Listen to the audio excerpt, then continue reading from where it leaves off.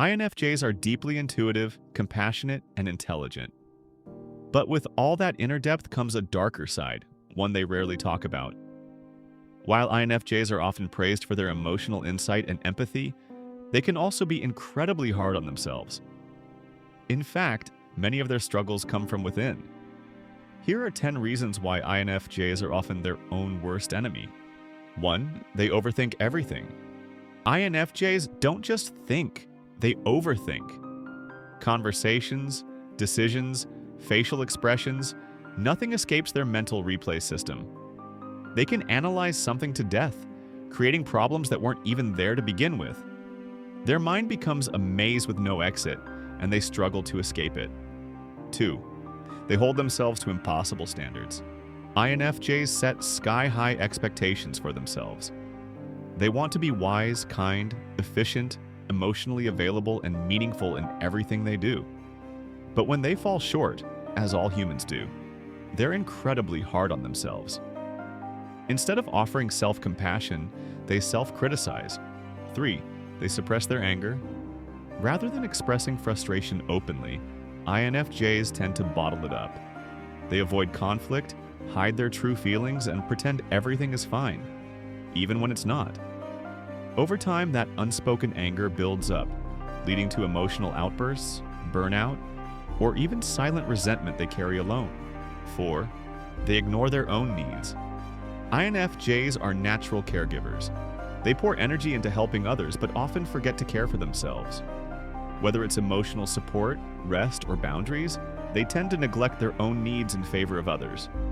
Eventually, this self-sacrifice leaves them drained and resentful. 5. They struggle to say no. Because INFJs don't want to disappoint anyone, they often say yes when they really want to say no. They overcommit, stretch themselves thin, and end up feeling overwhelmed. Internally, they're screaming for space, but outwardly, they keep smiling. 6. They internalize other people's emotions. INFJs are emotional sponges. They soak up the pain, anger, and stress of everyone around them. But instead of letting those feelings pass through, they hold onto them and assume they're somehow responsible. This habit can lead to guilt, anxiety, and emotional exhaustion that isn't even theirs to begin with. 7. They isolate themselves when they need connection. When INFJs are overwhelmed or hurt, their first instinct is to withdraw. They disappear to protect their inner world. But in doing so, they sometimes push away the very people who could help. Instead of reaching out, they retreat deeper into their thoughts, creating distance even when they crave closeness. 8. They second-guess their intuition. Although INFJs are known for strong gut instincts, they often doubt themselves.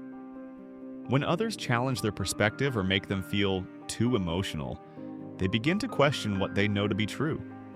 That self-doubt can leave them stuck, torn between what they feel and what they're told. 9. They fear being a burden.